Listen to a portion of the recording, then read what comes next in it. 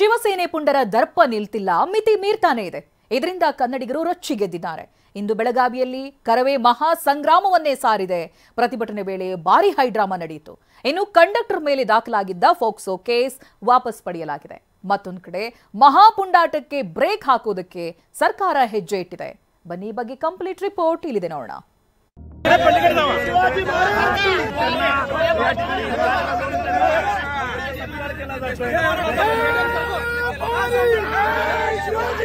ಮರಾಠಿ ಪುಂಡರ ದರ್ಪ, ಕನ್ನಡಿಗರ ಕಣ್ಣೀರು.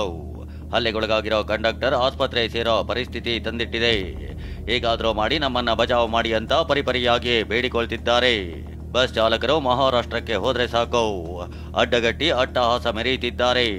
ಶಿವಸೇನೆ ಪುಂಡಾಟಕ್ಕೆ ಮಿತಿಯೇ ಇಲ್ಲದಾಗಿದೆ. ಇದು ಕನ್ನಡಿಗರ ಆಕ್ರೋಶಕ್ಕೆ ಕಾರಣವಾಗಿದೆ.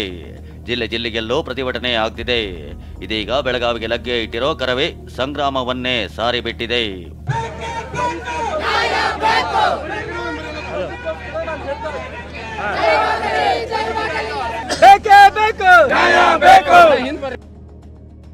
ಮರಾಠಿ ಪುಂಡರ ಗಡಿಪಾರಿಗೆ ಕರವೇ ಬೆಳಗಾವಿ ಚಲೋ. ನಾರಾಯಣಗೌಡ, ಪ್ರವೀಣ್ ಶೆಟ್ಟಿ ಬಣದಿಂದ ಪ್ರತಿಭಟನೆ. ಹಲ್ಲೆ ಮಾಡಿದವರನ್ನ ಬಗ್ಗು ಬಡಿತೀವಿ ಎಂದ ರೋಷಾವೇಶ. ಕನ್ನಡಿಗರ ಮೇಲೆ ಶಿವಸೇನೆ ಪುಂಡಾಟ ಖಂಡಿಸಿ ಕರವೇ ಕಾರ್ಯಕರ್ತರು ಪ್ರತಿಭಟನೆ ಮಾಡಿದ್ರು. ನೂರಾರು ಕಾರ್ಯಕರ್ತರು ಪ್ರತಿಭಟನೆಯಲ್ಲೇ ಭಾಗಿಯಾಗಿ ಆಕ್ರೋಶ ಹೊರಹಾಕಿದ್ರು. ಭಾರಿ ಹೈಡ್ರಾಮಾದ ಬಳಿಕ ಕಾರ್ಯಕರ್ತರನ್ನ ಪೊಲೀಸರು ವಶಕ್ಕೆ ಪಡೆದ್ರು. ರಕ್ತ ಕುದಿಯುತ್ತಿದೆ ಎಂದು ಕರವೇ ನಾರಾಯಣಗೌಡ ಬೆಂಕಿ. ಆಸ್ಪತ್ರೆಯಲ್ಲಿ ಕನ್ನಡಿಗ ಕಣ್ಣೀರು ಹಾಕ್ತಿರೋದಕ್ಕೆ ನನ್ನ ರಕ್ತ ಕುದಿಯುತ್ತಿದೆ. ಹಲ್ಲೆ ಮಾಡಿದವರನ್ನ ಹೇಗೆ ಬಗ್ಗು ಬಡಿಯಬೇಕು ಅಂತ ಗೊತ್ತಿದೆ ಅಂತ ಕರವೇ ನಾರಾಯಣಗೌಡ ರೋಷಾವೇಶಗೊಂಡ್ರು. ಒಬ್ಬ ಕನ್ನಡಿಗನ ಹಾಸಿಗೆ ಮೇಲೆ ಕಣ್ಣೀರು ಹಾಕದ್ ನೋಡಿದಾಗ ನನ್ನ ರಕ್ತ ಕುದಿಯುತ್ತೆ. ಯಾವ ಈ ಮರಾಠಿ MES ಪುಂಡ್ರು ನನ್ನ ಕೈಗೇನಾದ್ರೂ ಇವತ್ತು ಸಿಕ್ಕಿರೆ ಅವ್ರಿಗಾಗಿರೋದಲ್ಲ, ಆದ್ರೆ ಹಪ್ಪನಾಗಿ ಕರವೇ ಕಾರ್ಯಕರ್ತರು 1 ನಿಮಿಷ ಸಾಕ ಕೆಲಸ ಮಾಡಕ್ಕೆ. ಆದರೆ ಅವ್ರಿಗೂ ನಮಗೂ ಏನು ವ್ಯತ್ಯಾಸ ಇರೋಲ್ಲ ಅನ್ನೋ ಕಾರಣಕ್ಕೋಸ್ಕರ ಇವತ್ತು ನಾನು ಸುಮ್ಮನಿದ್ದೀನಿ.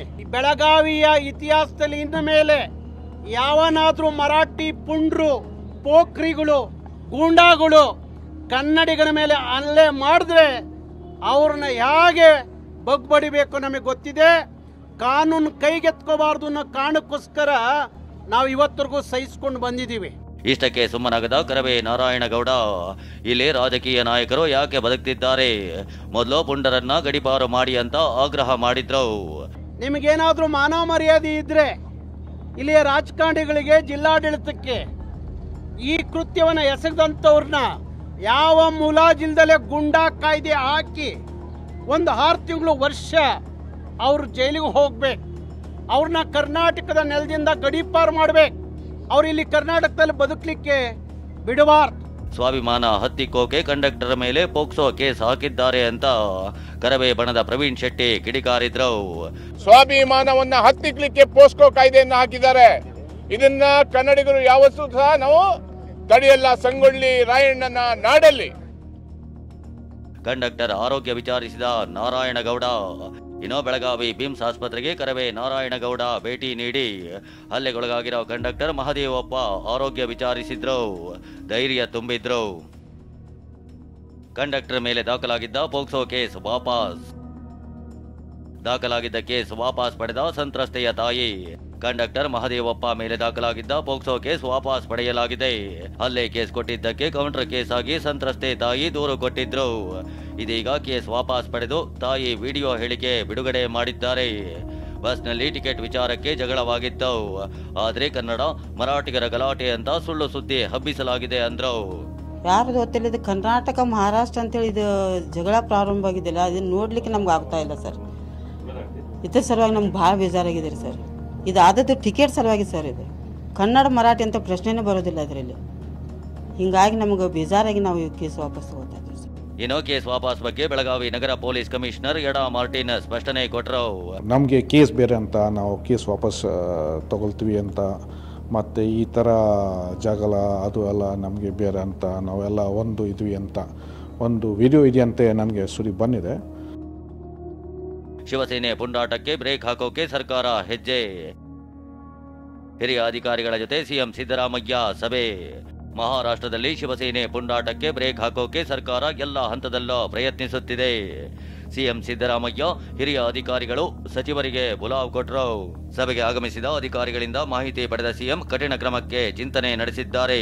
ಇನ್ನು ಸಾರಿಗೆ ಸಚಿವ ರಾಮಲಿಂಗಾರೆಡ್ಡಿ, ಗೃಹ ಸಚಿವ ಪರಮೇಶ್ವರ್ ಕೂಡ ಘಟನೆ ಬಗ್ಗೆ ಸಿಎಂಗೆ ಮಾಹಿತಿ ಕೊಟ್ಟರು. ಸದ್ಯ 2 ರಾಜ್ಯಗಳ ಸಾರಿಗೆಯ ಸಂಚಾರ ಬಂದ್. ಬೆಳಗಾವಿಯಲ್ಲಿ ಬೂದಿ ಮುಚ್ಚಿದ ಕೆಂಡದಂತೆ ಪರಿಸ್ಥಿತಿ ನಿರ್ಮಾಣ ಆಗಿರೋದ್ರಿಂದ ಸದ್ಯ 2 ರಾಜ್ಯಗಳ ಬಸ್ ಸಂಚಾರ ಸ್ಥಗಿತ ಮಾಡಲಾಗಿದೆ. ಕಳೆದ 2 ದಿನಗಳಿಂದ ಸುಮಾರು 250ಕ್ಕೂ ಹೆಚ್ಚು ಬಸ್ ಸಂಚಾರ ಸ್ಥಗಿತವಾಗಿದೆ.